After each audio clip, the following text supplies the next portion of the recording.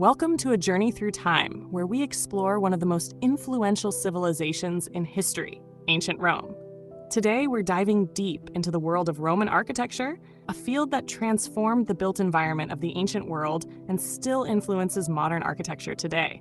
From the iconic arches and columns to the vast concrete structures, Roman architecture was a true testament to innovation and mastery. Let's explore how they did it. Segment 1. The birth of Roman architecture. Roman architecture began with the need for practicality, building structures that provided shelter, safety, and comfort. Early on, the Romans borrowed heavily from the Greek and Etruscan styles, but they quickly expanded upon them, developing their own distinctive techniques. But the true game changer came when the Romans perfected the use of concrete. Before concrete, most civilizations relied on stone, wood, or mud to construct their buildings. Concrete, however, allowed for more complex and enduring designs. Roman concrete was made from a mix of volcanic ash, lime, and seawater, creating a substance that was incredibly strong and durable, even underwater. This innovation allowed the Romans to push the boundaries of architecture, enabling them to construct monumental structures that were both large in scale and intricate in design. Segment 2. The Roman Arch, a key to engineering success. One of the most revolutionary features of Roman architecture was the use of the arch. While arches had existed before the Romans, it was their widespread use and innovation that made them central to Roman engineering. The Romans perfected the arch, allowing them to build larger, stronger structures with fewer materials. The arch distributed weight more evenly, reducing the need for massive columns or thick walls. This design principle was used everywhere, from bridges to aqueducts to public baths. Take, for instance, the Pont du Gard in France, an ancient Roman aqueduct bridge that stands nearly 50 meters tall. This monumental structure was built using arches and has stood the test of time. The arch also became a common feature in Roman triumphal arches, like the famous Arch of Titus in Rome, which commemorated military victories. Segment 3. Vaults and domes elevating Roman engineering. The Romans didn't stop with arches. They took the arch one step further by creating vaults and domes. A vault is essentially an extended arch, creating a continuous ceiling or roof. The Romans perfected several types of vaults, including the barrel vault and the cross vault. These vaults allowed for vast, open interior spaces, making Roman buildings feel grand and airy. The most impressive use of the vault is in the construction of the Roman baths. These baths were not just places to get clean, they were monumental social centers. The baths of Caracalla, for example, could hold up to 1,600 people. The vast ceilings of these baths were supported by vaults, creating spaces that were both functional and awe-inspiring. One of the most iconic Roman innovations, however, was the dome. The dome allowed for an entirely open, unsupported ceiling, giving buildings a feeling of lightness and grandeur. The most famous example of Roman domes is the Pantheon, completed in 125 AD. The Pantheon's dome, with its central oculus, is still the world's largest unreinforced concrete dome, and it stood for nearly 2,000 years. The engineering of the Pantheon's dome is mind-boggling. To reduce the weight of the dome, the Romans used lighter materials as they built upward, such as pumice stone. The perfect symmetry and balance of the dome made it a masterpiece of engineering and design.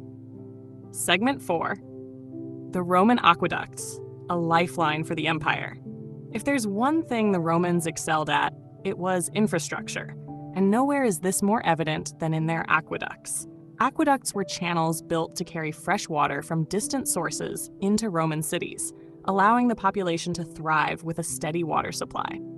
These remarkable feats of engineering were a huge part of Roman success, as they provided water for drinking, public baths, fountains, and even sewage systems. The Romans constructed over 400 kilometers of aqueducts serving the city of Rome alone. These aqueducts were not just functional, but also beautifully designed.